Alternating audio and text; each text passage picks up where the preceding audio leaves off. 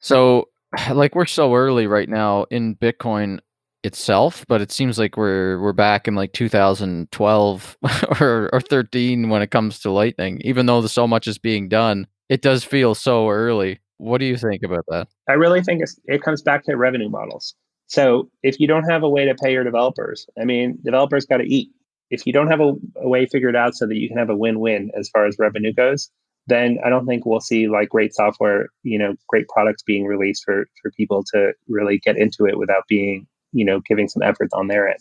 But I do think like revenue is coming. It's just we have to kind of figure out the market. It's kind of similar to the Apple situation again in a way, back in like 2000 whatever, 15 or something at the App Store. I remember Apple didn't care about the developers. Like you could barely even get in touch with Apple, and most of Apple's revenue stream was coming from their main product, which was phones, selling products. So Apple just didn't give a shit about the developers. So there was even talk of like developers trying to form a union and stuff and try to like lobby Apple to reduce the 30% cut and stuff.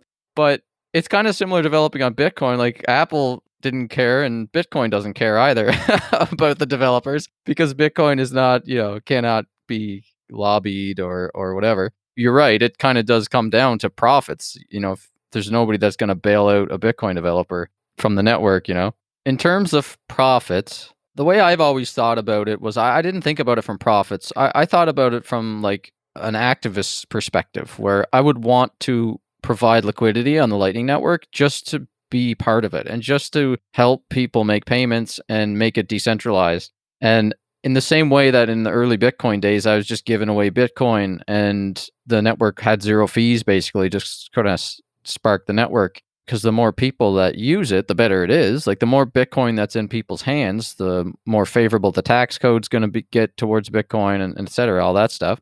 And when you think about it from the terms of profit, which really you do need profit to run a company that's building something on Lightning. You can either raise money or you can try to make a profit model. So what's the profit side of Lightning? How do you make profit with Lightning? Yeah, that's a good question. I don't know if anybody's, making bank on Lightning right yet.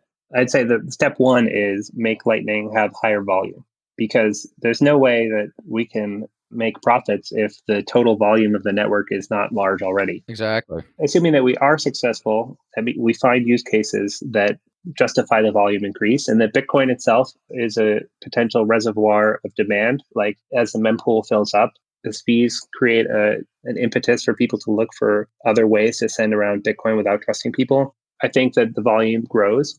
I would say it's going to come from areas that we maybe didn't expect. I think that the profits and the revenue can come from things that are unique to Bitcoin. And I think that's how the existing Bitcoin market has evolved. I mean, if you look at the market right now, of course, the price tanked, right? It just tanked yesterday.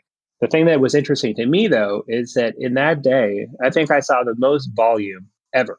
Like the most coins were exchanged. And who's making money on that? That's the exchanges, BitMEX. Even the miners are making money because the fees are going up. So I think that's the kind of model that's more sustainable, which is that we have this new kind of concepts. Like BitMEX has this idea that you can trade all these other assets, but actually it's still settled in Bitcoin. They don't have any other assets. It's just that you're trading kind of like against the oracle of the price feed of these different assets. And I think that's like the kind of like weird concept that could drive revenue in the medium term. So for companies that are for building on Lightning, you could see like exchanges and speculation and stuff like that happening on second layers. Is that what you mean? I mean, that's just my personal opinion, but like I think that's the easy target. People who are already kind of figuring out cool stuff to do with Bitcoin and making money right now, because these are big companies, right? BitMEX and Coinbase and Binance, they have hundreds of employees. And they figured out a way to say, okay, we have these markets here. We have the Bitcoin market. How do we offer a service to people that they're going to pay for? And then we're going to take that money and we're going to invest it back into building more tools. And it's not necessarily like they care about Bitcoin. It's really they care about themselves and it's creating a bigger market for Bitcoin overall. I think there are some exchanges that care about Bitcoin, but they just have like altcoin business, like they make money on altcoins and their own coin, like Binance, for example, with the BNB token. But I think Binance does care about Bitcoin. I think CZ is pro Bitcoin and a net positive for Bitcoin. Well, they certainly should because like If you look at their revenues, Bitcoin is a huge portion of it. Oh yeah. They have a really nice, like, sustainable incentive to, like, not kill the golden goose. Yeah. But then there's some exchanges that are, I think at this point, a net negative for Bitcoin, or at least neutral. And that's like Coinbase and stuff like that. Well, I think this kind of thing comes from incentives as well. Because if you're a business and you're looking for growth and you're looking at your existing, lines of products, and let's say you're an altcoin exchange, Hmm. well, you're incentivized to kind of see the world of money tokens be contentious, because the more contentious it is, the more the market's going up and down like crazy, the more you're making in fees, the more you can sell to investors. That's a good point, Alex. And also another thing to add on to them is that Coinbase is funded by Andreessen Horowitz and a bunch of VCs, and those VCs also invested in a bunch of these altcoin ICOs, like Zcash's ICO and stuff. They don't call it an ICO, but it's an ICO, really. Like, come on. They pre-mine coins, and there's a tax, and all the tax coins goes to this this consortium, right? So it's a VCs back these projects, and it's kind of an incestuous circle that they need to make these values of these coins go up that they invested in. So they use Coinbase as a way to like attract people that are searching how to buy Bitcoin, right? They go and they Google, how do I buy Bitcoin? Coinbase comes up, they get Bitcoin on Coinbase, and then Coinbase says, hey, here's some other coins that are cheaper than Bitcoin. You should buy these. So they're incentivized to sell these altcoins and make them appear like a good investment opportunity, or like reward you with tokens to learn how to use 0x. Like, what pleb needs to learn how to use 0x? It's just insane. I think it's still good for Bitcoin. As long as we have like this core group of people who understand, like, here's why we value Bitcoin, and that we're not going to accept people like trying to walk all over us. I think that it is good for Bitcoin to have people involved who are not necessarily, charity for Bitcoin, but they have found a way that they need Bitcoin. They need to use it even if they don't like how it is. Like, I just saw that Coinbase implemented batching. Yeah, just yesterday. Right. But even if you didn't care about Bitcoin, the economics of how much you can save on batching require you to put in the effort of improving how you interact with Bitcoin. Right. I think that's a more sustainable model. Like, especially as Bitcoin grows, we can't expect 7 billion people to all be in love with Bitcoin, but it can deliver value to all those people. So for people who don't understand batching, I expect nobody, maybe like 1% of the people listening to this maybe understand what we're talking about with batching. I'll try to explain it in how I figured out what it was. Like back in 2017, when the Bitcoin price skyrocketed and the whole bubble in the cryptocurrency industry happened, the fees went really high because there's a limited amount of space per block that you can put a transaction in, and there was more demand for transactions than there was space in the blocks. So that's like a capitalist sort of free market supply and demand problem. And the like result of that is that the fees go up because there's a small fee that gets paid to the miners, which is a decentralized network of people who are providing a value to the Bitcoin network by running the computers that basically process and secure the transactions. So the miners get paid from the users of Bitcoin. There's a small amount of space that's available for transactions to get in. And when there's a mass media sort of speculative bubble happening, everybody's using Bitcoin.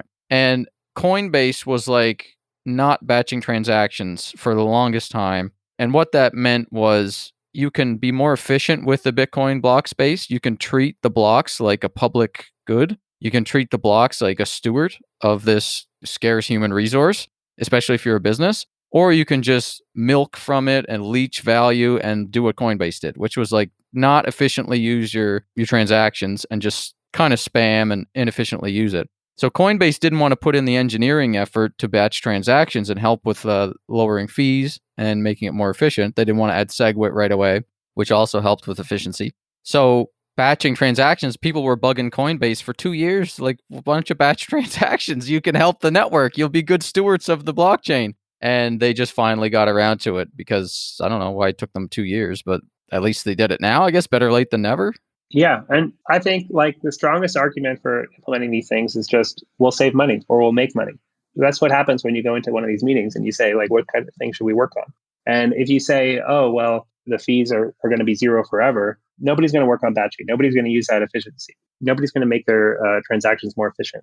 But if you say, oh, well, look, we had $30 fees, and this is a problem that could cost us hundreds of thousands of dollars a month. Yeah. And even then, it's still effort because the fees go back down and then there's reprioritization. And they're like, well, we could, this other company is paying us some money to integrate this other token or whatever. So let's do that first. And then we'll work on this other thing. For the last 2 years, the fees were pretty much minimal. They were like, I've been sending Bitcoin transactions for like 5 cents. Like I just choose a custom fee and put 1 sat per byte and I just wait for it. And I haven't had any problems with stuck transactions since that 1 month period in late 2017 when things went crazy. Yeah, I think that's also partially can be attributed though to people who kind of got a kick in the pants using the chain efficiently because they had this prior history. And the thing about it is that if other people start using the chain efficiently, then you will realize the benefit because there'll be more space for your transactions to be not efficient up until a point. I kind of agree, but I also disagree because I don't think people, like average people, even know how to use it properly. And if they're just using the base layer, I think they're just using the software and whatever the software suggests, like Bread Wallet will just basically give you the average fee to get the transaction through so they don't have customer service problems. So you'll overpay with consumer wallets, most of them. As a normal person, you're not thinking about using the block space efficiently. You're just thinking about, I'm using Bitcoin. Well, you're probably more sensitive than the exchanges because that's one thing that we faced at BitGo is that we made more efficient ways to use the chain. And then when we would reach out to exchanges and we would say, look, save $100,000, they would actually say, we don't care because they're making so much money on the exchange fees. Their business is doing great at those periods of time. It's actually the people who are using Bread Wallet who start to complain. They say, oh, well, I'm very sensitive to this fee because I'm just buying a loaf of bread or something. And the fee is taking up a lot of my money. But on the exchanges side, they're doing hundreds of millions of dollars. If they're paying $5 in chain fees, they're not really caring. Yeah, and that's what I am disappointed by with a lot of the bigger companies that benefit from Bitcoin. These companies would be nowhere without Bitcoin. Bitcoin feeds these people and makes them rich, and they just milk and leech off Bitcoin. So it frustrates me because if they want to be good stewards, which they should hire core developers or donate to developers, do batching. And like I was thinking,